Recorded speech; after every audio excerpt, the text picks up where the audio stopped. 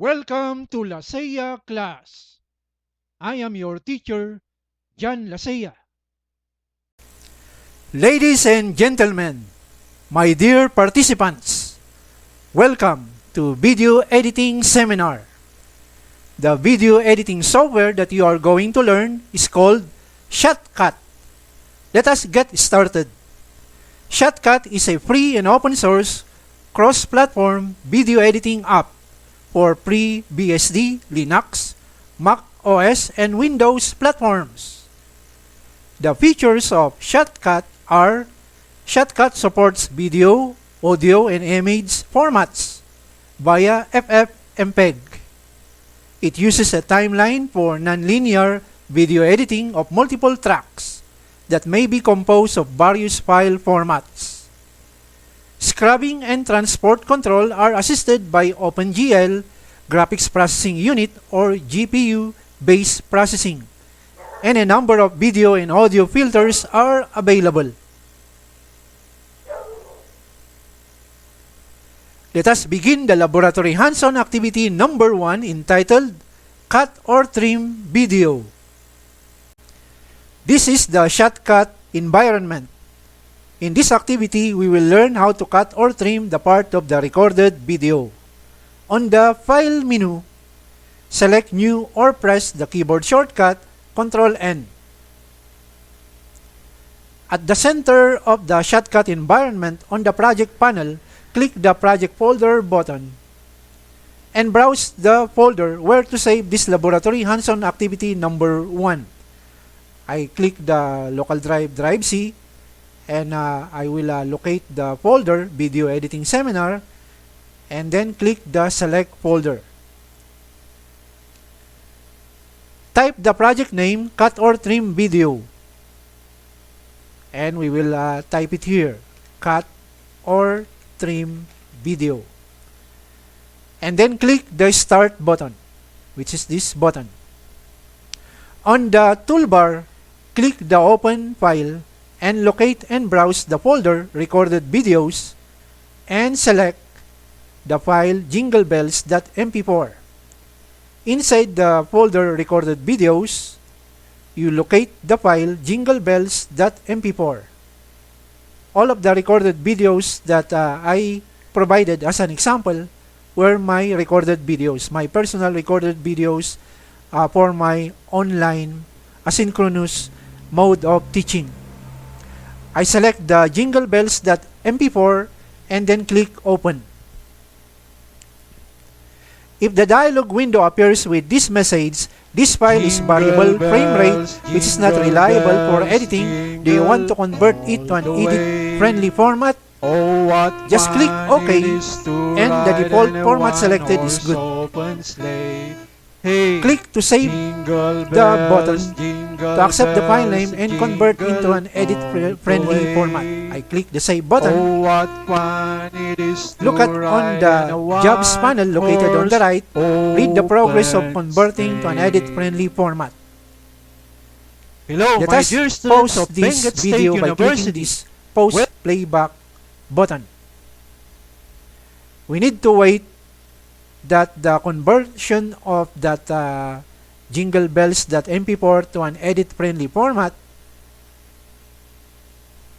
so that we can proceed to the next step. It shows the progress of 53%. Now it is 62, 63, 65% in progress. It is now about 73, 75%. 85, 86, 87, 88, 90, 91, almost near completion to 100%. It shows a green check mark when it is completed. The next step that we are going to do is to drag this preview video to the timeline. This is the timeline portion. I drag this preview video and then drop it here on the timeline. You need to wait the video to appear on the timeline. and the video already appear on this timeline. Click the Start Playback button or press the L key to play the video. I click this Start Playback button or you can press the letter L key to play the video.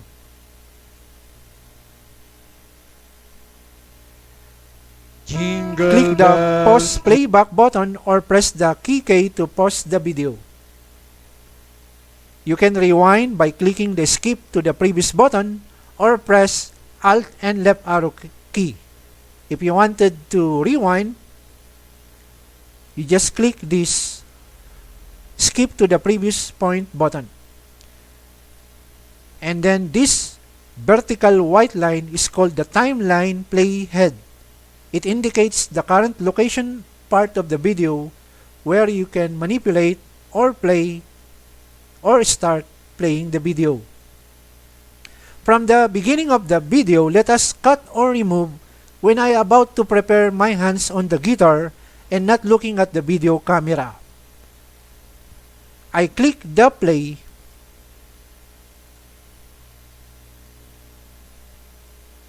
and I will pause it here. And you notice that the timeline, vertical line, which is called the timeline playhead, positioned in this location where I am facing now the camera and ready to strum and sing, ready to strum my guitar and sing. And we are going to cut this video from the beginning of the video up to this location of the timeline playhead.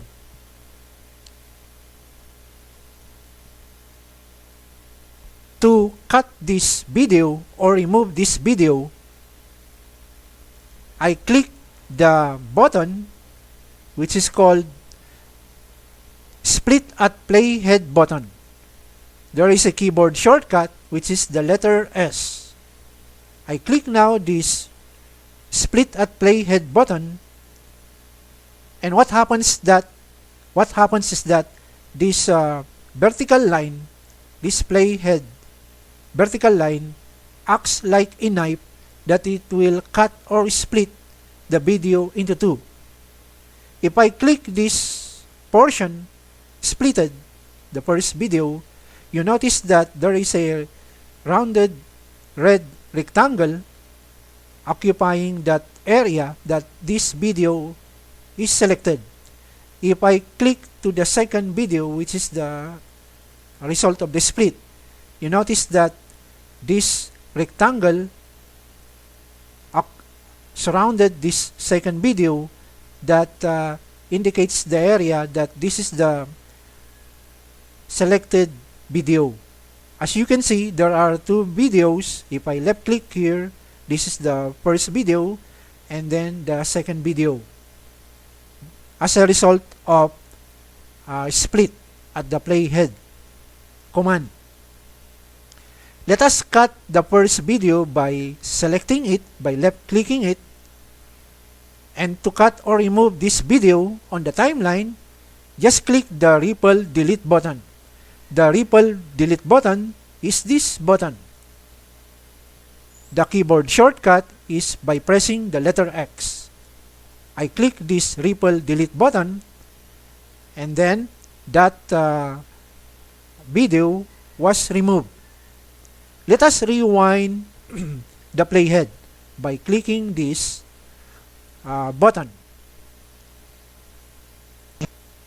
And let us play the video. Jingle bells, jingle all the way.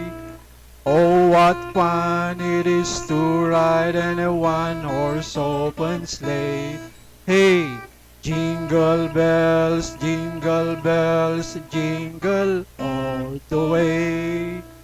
Oh, what fun it is to ride in a one-horse open sleigh. Hello, my dear students of Benguet State University. Welcome to our online class. I am your teacher, John Lasea.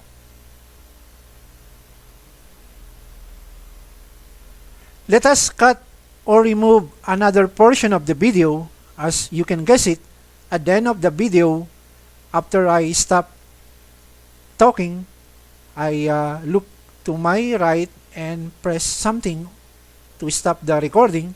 Let us position the timeline playhead by approximately left clicking here.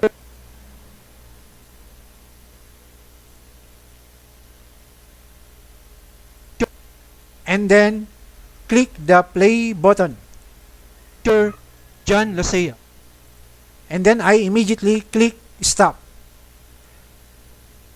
We are going to remove this portion of the video, and there is another way of removing beside clicking this split at playhead button.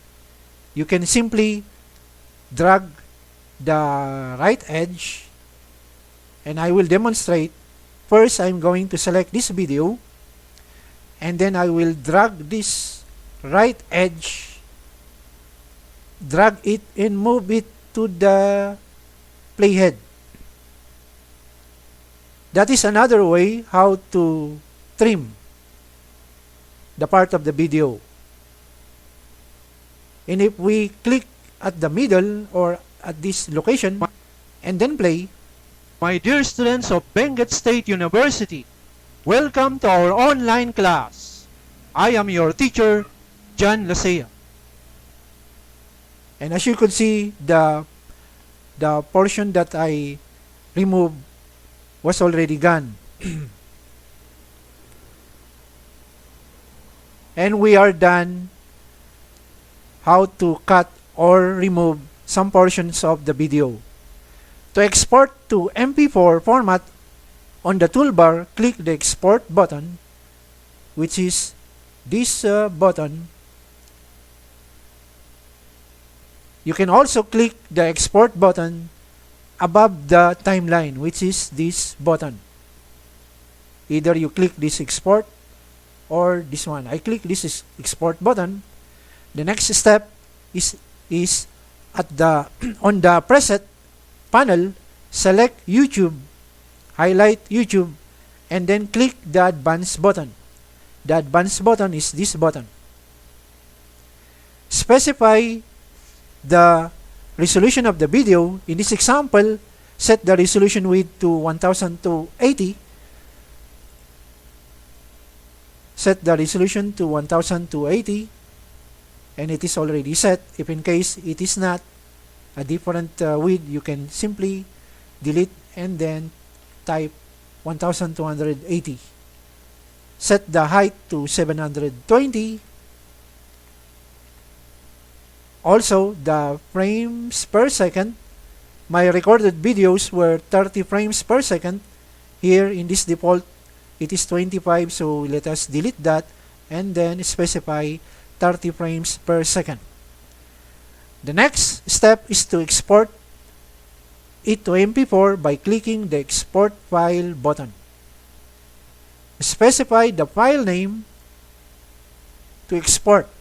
I will accept the file name as cut or trim video.mp4. I click the save button.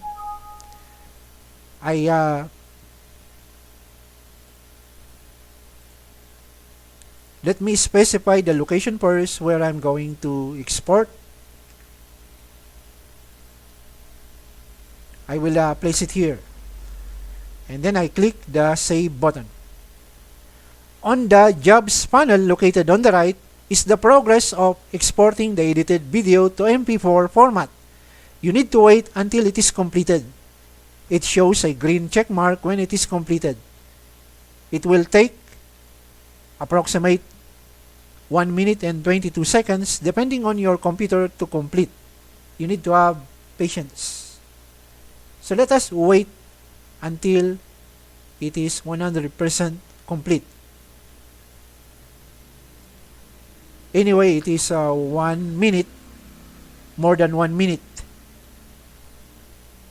Now it is 40% in progress. 47, 48, 50%, 56, 59, 60%, in progress, 68, 69, 70%,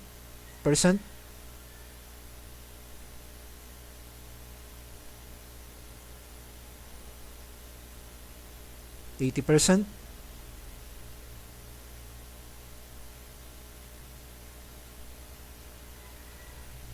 90%, it is near, 90%,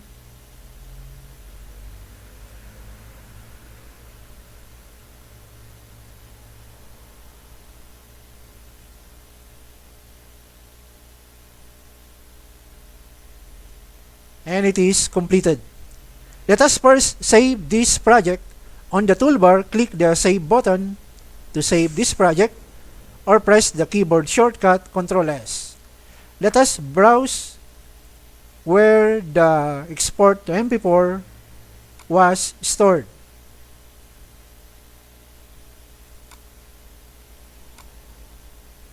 And here it is.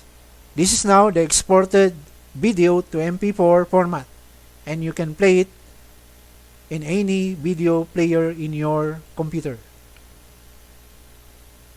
Jingle bells, jingle bells, jingle And that all the ends way. our first activity. Oh, what fun I hope it is to you got the ride steps. in a one-horse Thank you for watching. open sleigh. Hey, jingle. That ends our topic for today. I hope you are inspired in my class. Thank you for watching. God bless us.